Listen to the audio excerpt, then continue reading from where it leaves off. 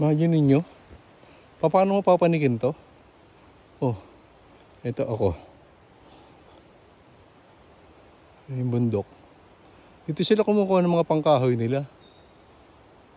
Oh, para sa bonfire. Oh, grabe. Oh, ito may mga putol-putol na eh. Oh.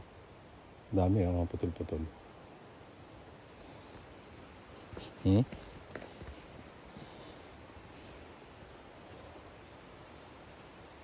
Dito parang nalulula na ako eh. Paano na nagagawang pumanik dito? Eh, super tarik. Parang 45 degrees angle siya. Oh? O, tinan nyo. Oh? Panik dyan. Kung hindi ka sanay. Tapos magpuputol ka ng puno. Grabe.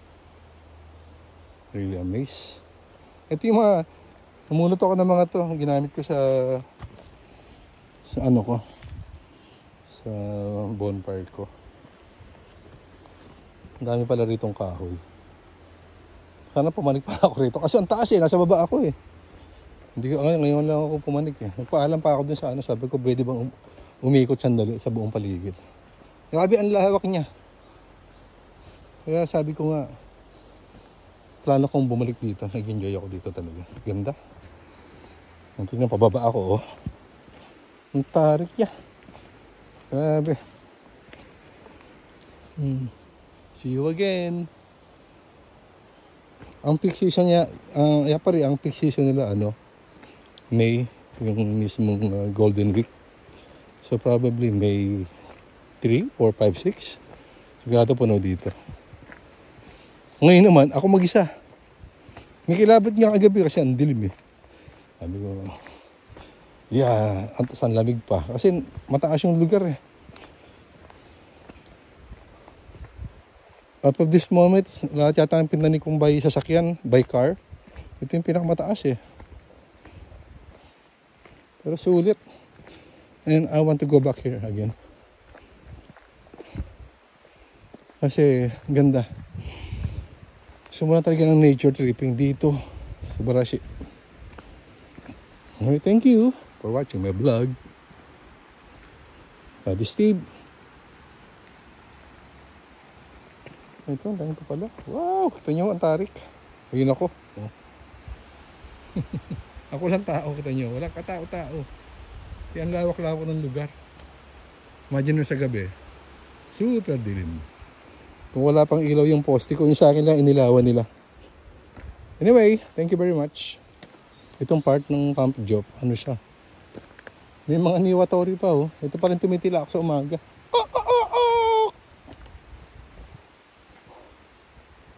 Oh, daming manok. Ay, hindi siya manok pa. Ibang klaseng ibon. Hindi siya manok. Ano siya? Manok siya pero ano siya? Water na. Oh, daming alaga. Barashi.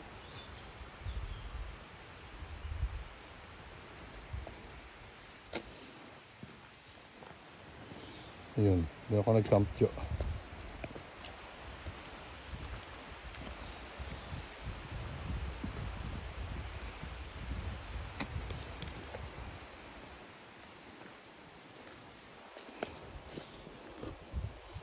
May bago umuwi, gusto ko lang tignan yung itaas. Yung itaas doon kasi yung dog run. So yung mga may alagang aso, dito siguro. You can set your pets freely here. Probably. Dog run ang tawag nila. Ang laki ho ng ano na to. Camp Joe na to. Dito may hugasan din, no? Pero pwede ka din mag-camp dito. Ito yung mga pwesto. Bawat isa may ganito para sa bonfire mo. Very clever, di ba? Lahat yan. Meron din. Kahit sa baba. Yan yun. Ayun, lawak niya.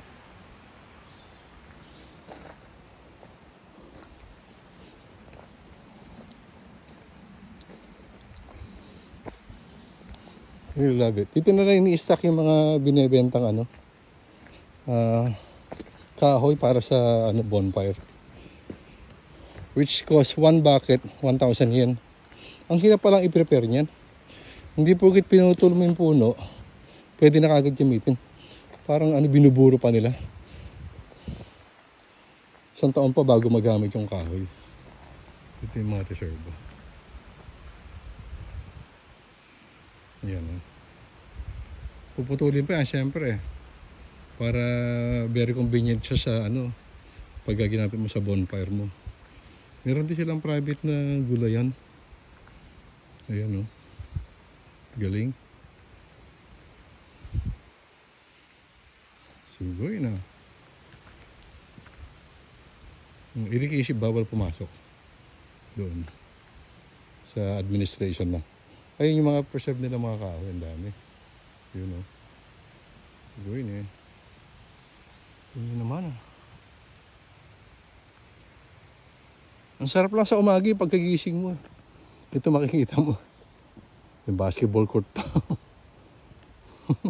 Sugoy. Basketball court.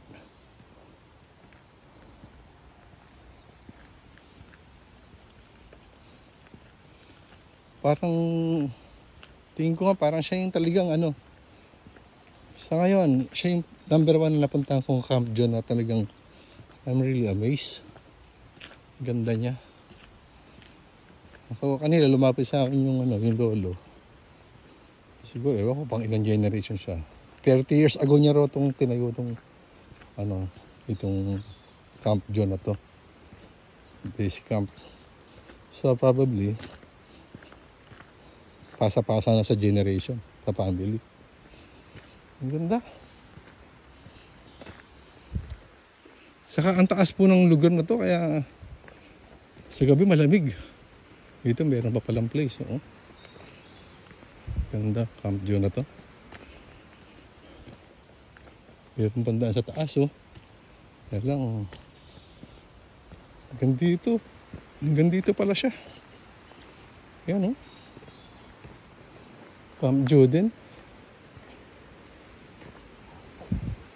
Ayan oh. Tignan niyo, ang laki pa ng space niya, bawat isa.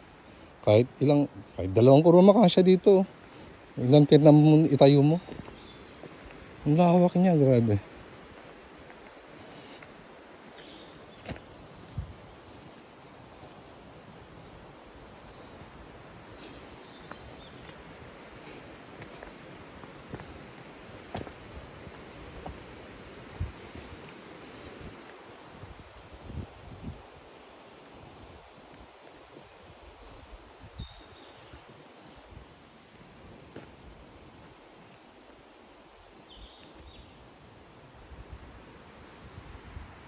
Really amazed. Kasi nga hindi peak season kaya ako lang ang tao, kaya kagabi ang dilim. Super. Pero bawat ano, certain ano place, meron silang isang ilaw para sa iyo. Yun lang sa akin nakabukas. Ayan ang ilaw. Ayan yung sa ano, gripo. Masarap ng tubig galing sa bundok.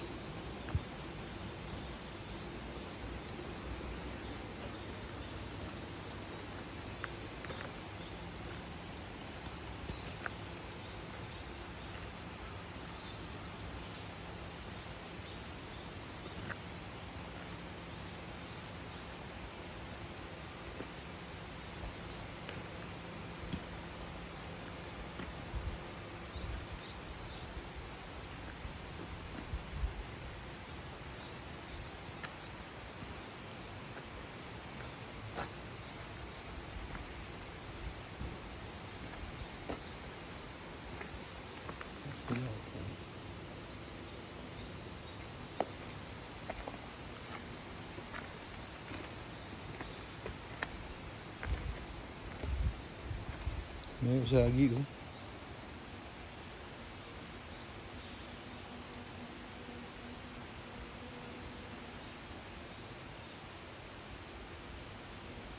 Hello.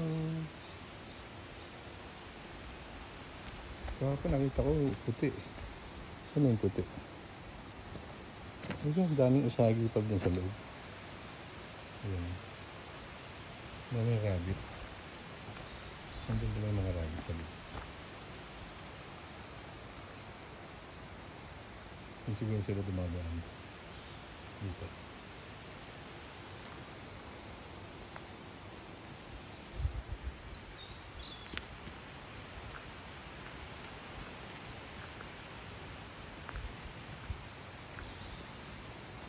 Doon yung campsite ko, yun yung kuruma ko.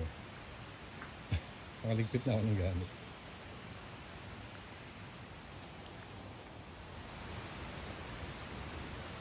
Kung ayaw nyo ng tent, dito kayo sa bungalow, may pang-family.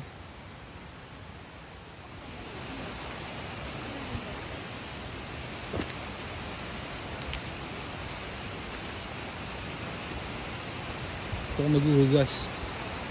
Mga pinagkanan mo. Saka maganda dito yung tubig. Ang sarap ng tubig, galing bundok.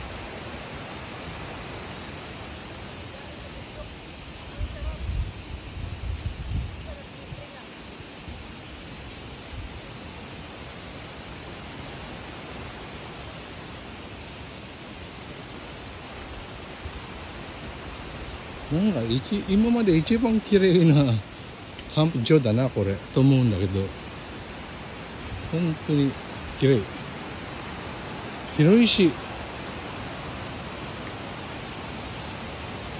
dito galing yung tubig nila, galing bundok, yan yung pump. Sigurado ako nakikita ko lagi yan sa mga dokumentary. Diyan yung tubig galing bundok, diyan nila iniimbak.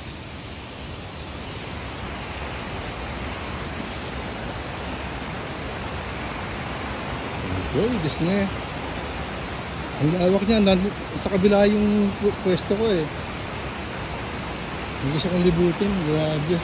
Naman nga talaga ako. I'm so amazed. Really amazed with this place. I have to go back here. I love it, really love it.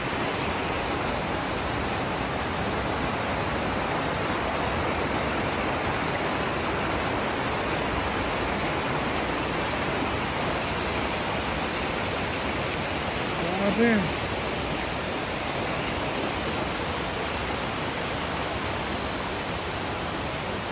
Hindi ko alam kung saan yung sakop ng pump generator. Mas para saan kung saan ang layo ng nilakad ko. Ano naman yung bundok. Grabe. I love it, really love it. Ito yung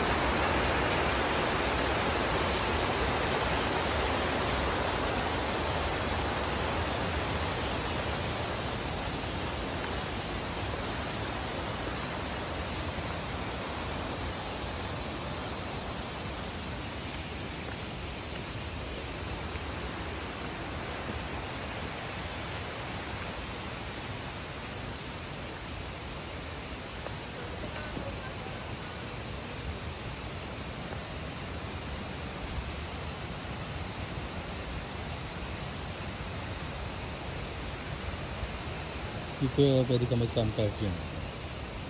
Ang ginagamit nila pang campfire.